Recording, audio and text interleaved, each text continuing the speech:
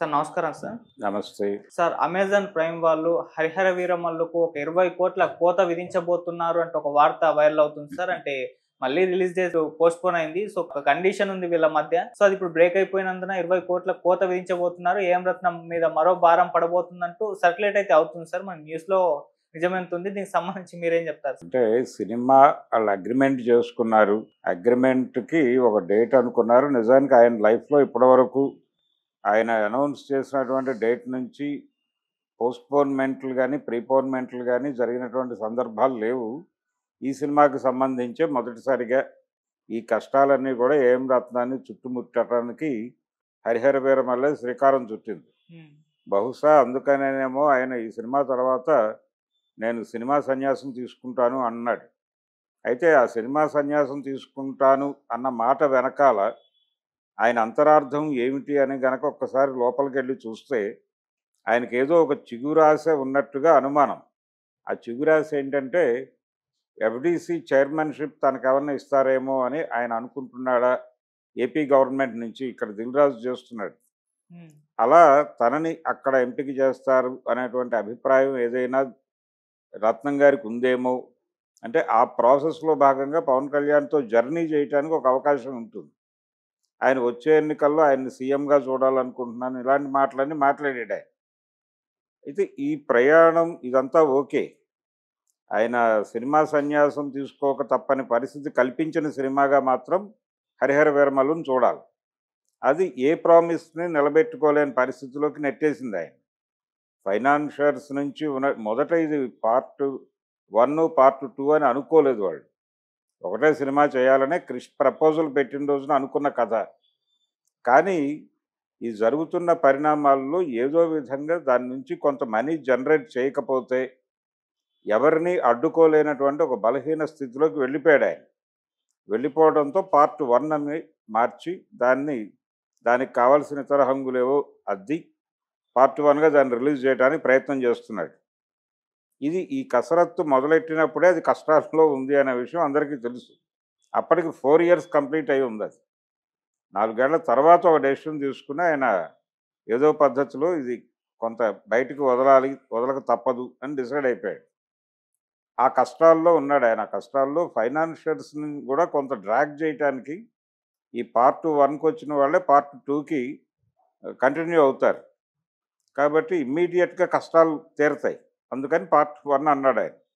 ఇది ఒక కార్యక్రమం. అలాగే ఈ ప్రాబ్లమ్స్, ఫైనాన్సర్స్ కష్టాలు ఇవన్నీ దృష్టిలో పెట్టుకుని ఆయన 11,00,00,000 వెనక్కిచ్చాడు అనేది ఒక ప్రచారం. అయితే 11,00,00,000 వెనక్కిచ్చాడు అనే మాట వస్తోంది. రెమ్యూనరేషన్ వెనక్కిచ్చాడు అంటున్నారు. 11,00,00,000 ఈ సినిమాకి ఆయన రెమ్యూనరేషన్‌గా తీసుకుంది అనేటువంటి ఒక గొడవ. పవన్ కళ్యాణ్ రేట్ 1100 అవతల 100,00,00,000, 1000,00,00,000 అంటున్నారు ఇతర హీరోలకి అని ఒక రచ్చ జరుగుతోంది ఆల్రెడీ. ఈ హ్మ్. సినిమా వ్యాపారానికి సంబంధించి. అవును. ఈ ఫైనాన్సర్స్ నుంచి ప్రెజరు ఇటు నుంచి బయటపడ్డాడాయన పార్ట్ 1 నుంచి.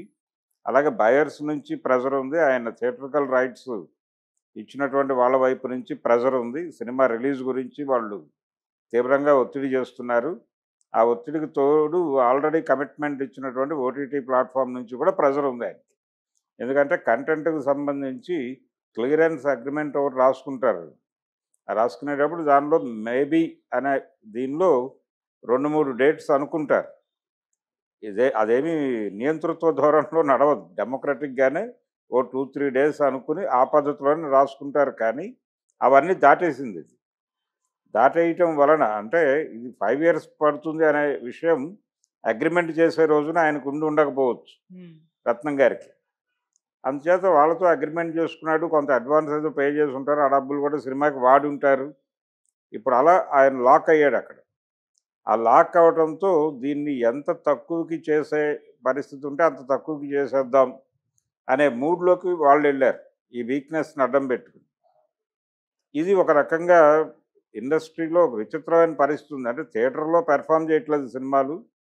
ఓటీటీలో లాంగ్ రన్ ఉంటాయి కాబట్టి అక్కడ ఏదైనా పెర్ఫార్మ్ చేస్తుంది అనుకుని వాళ్ళకేదో అమ్మితే, వాళ్ళు రకరకాల పద్ధతుల్లో కోతలు పెట్టే ప్రయత్నం చేస్తున్నారు.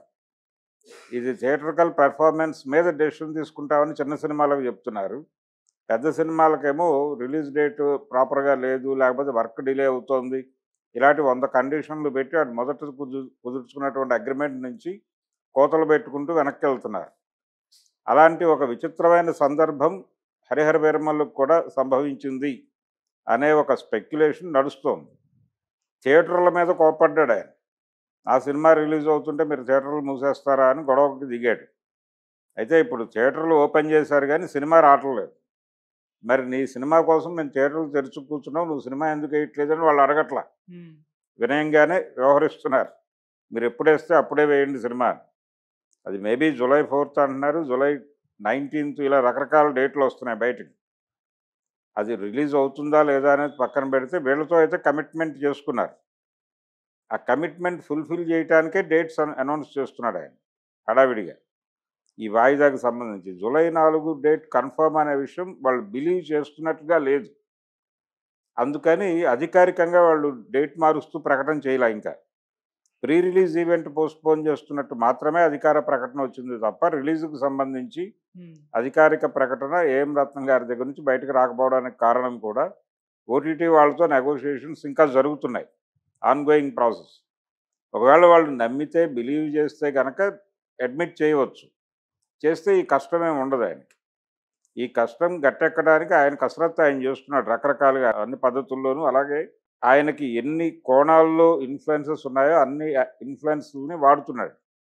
వాడి మొత్తానికి ఈ ప్రాజెక్టుని ఏదో పద్ధతిలో బయటకు తీసుకొచ్చేస్తే దీని మీద రొటేట్ అయినటువంటి రెవెన్యూ ఆధారంగా పార్ట్ 2 ఆల్రెడీ షూట్ అయిపోయింది, మేజర్ పార్ట్. దాన్ని కంక్లూడ్ చేసేసి అది రిలీజ్ చేసి దానిలో వచ్చింది ఏదైనా కొంతవరకు తను గెటాన్ అవటానికి ఉపయోగపడుతుంది అని ఒక ప్లాన్ చేసుకుని ఉన్నాడు ఆయన. ఆ ప్లాన్కి విఘాతం కలగకుండా ఇప్పుడు ఓటీటీ వాళ్ళని కన్విన్స్ చేసేటువంటి ప్రయత్నంలో ఉన్నాడు. ఈ మాట సర్క్యులేషన్లో ఉంది, వాళ్ళు కోత విధించేశారు అని. కానీ అది అధికారిక సమాచారం కాదు, స్పెక్యులేషనే. అంటే దానికి కూడా ఏదైనా పునాది ఉంటే ఉండొచ్చు, కానీ వాళ్ళని కన్విన్స్ చేసుకుని నష్ట నివారణ చర్యల్లో ఉన్నాడు ఏం రత్నం. ఆ కష్టాలు ఇవన్నీ చూసి, అంటే డబ్బులు రెమ్యూనరేషన్లో నుంచి కొంత భాగం ఇచ్చాడా మొత్తం ఇచ్చాడా అనేది పక్కన పెడితే కొంత భాగం అయితే ఇచ్చాడు ఆయన. పవన్ కళ్యాణ్ ఇచ్చాడు కాబట్టి ఇదే కన్సిడరేషన్తో ఆయనకి ఏదో గవర్నమెంట్లో ఒక నామినేటెడ్ పోస్ట్ ఇస్తే కొంత రిలీఫ్ అవుతాడు ఆయన. ఈ సినిమా రిలీజ్ అయిపోతే పార్ట్ 2 ప్రిపరేషన్ చేసుకుంటూ అక్కడే ఏదో ఒక పోస్ట్లో ఉండి అలా కాలక్షేపం చేసి ఆ 2 సినిమాలు రిలీజ్ అయిన తర్వాత వారి సేవలోనే తరిస్తాను అని చెప్తున్నాడు ఆయన. జనసేన సేవలోనే తరిస్తాను, అలా ఆయన అడ్మిట్ చేసేస్తే అక్కడే ఉంటాడు ఇక. అలా ఒక పెద్ద ప్రొడ్యూసరు ఆయన కంబ్యాక్ సినిమా. నిజానికి ఈ హరిహర వీరమల్లు ప్రారంభానికి ముందు రత్నం గారి పని అయిపోయింది, ఆయన ఇంక సినిమాలు తీయడు, సూర్య మూవీస్ నుంచి ఇంక సినిమాలు రావని పబ్లిక్ ప్రిపేర్ అయిపోయి ఉంది. ఆ టైంలో ఆయన మళ్ళీ కంబ్యాక్ అనౌన్స్ చేసి ఈ సినిమాలో దిగాడు. ఇది ఆయన్ని విపరీతంగా సఫర్ చేస్తోంది.